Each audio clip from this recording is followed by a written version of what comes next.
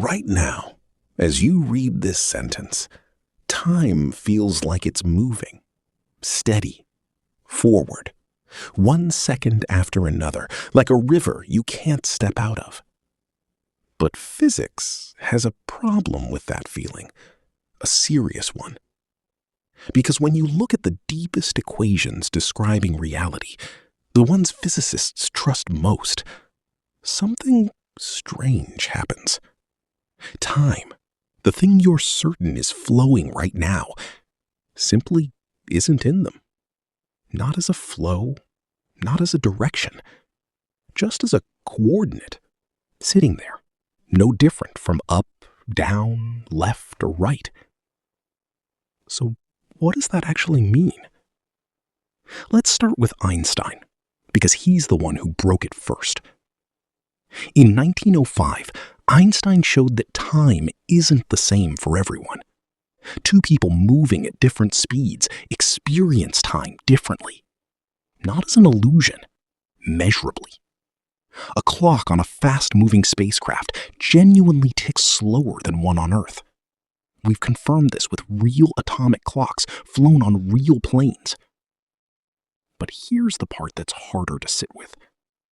If time moves differently for different observers, there's no universal now.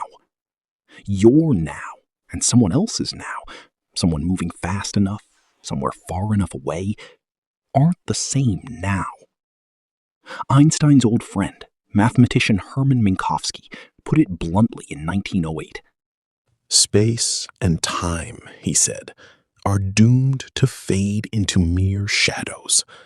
Only their union, space-time, survives. In space-time, the past, present, and future don't take turns. They exist together, permanently. Physicists call this the block universe. Your birth, this sentence, your death. All of it already sitting inside the block, unmoving, like pages in a book that's already been written. If that's true, nothing is actually happening. Things simply air. So why does it feel like something is happening? This is where physicist Carlo Rovelli enters the picture. In his work on quantum gravity, Rovelli pushes the idea even further. He argues that at the most fundamental level, time doesn't just fail to flow. It doesn't exist at all. The equations of quantum gravity, the deepest layer we've found so far, don't have a time variable in them. Take it out, and the math still works. Rovelli's answer for why we experience time anyway comes down to one word: entropy. Entropy is disorder, and the universe reliably gets more disordered as it goes. An egg breaks. It doesn't unbreak. A drop of ink spreads through water. It doesn't gather itself back into a drop. Rovelli argues that what we call the flow of time isn't a fundamental feature of reality. It's just us watching entropy increase. We remember the past Because the past had less disorder. We can't remember the future because it hasn't disordered yet. Memory itself, the entire architecture of your sense of time, is built from entropy's one-way climb. In other words, time isn't moving. You are, through increasing disorder, and you're mistaking that motion for the universe's. But there's a deeper twist. Physicist Julian Barbour takes this even further.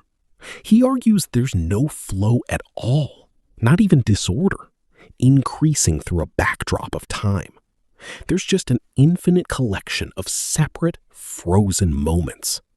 Barbour calls them nows, each one complete, isolated, containing everything needed to feel like a continuous life, including your memories of moments that, in his view, never actually connected to this one.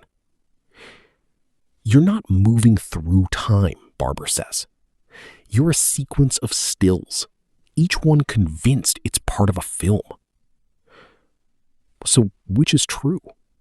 Honestly, nobody knows yet. The block universe, entropy's arrow, Barbour's frozen nows. They're competing pictures, not settled facts, and serious physicists disagree sharply about all of them. What they agree on is stranger than any single answer. The thing you're certain you're experiencing right now, time, passing, moving, flowing, doesn't show up anywhere in the deepest equations we have. It might be the most convincing illusion the universe has ever produced. Not a lie, exactly. Just a story your brain tells, using entropy as its only ink to make a frozen, timeless reality feel like something you're living through. And if that's true, then the moment you just finished reading this sentence never actually finished. It just always was.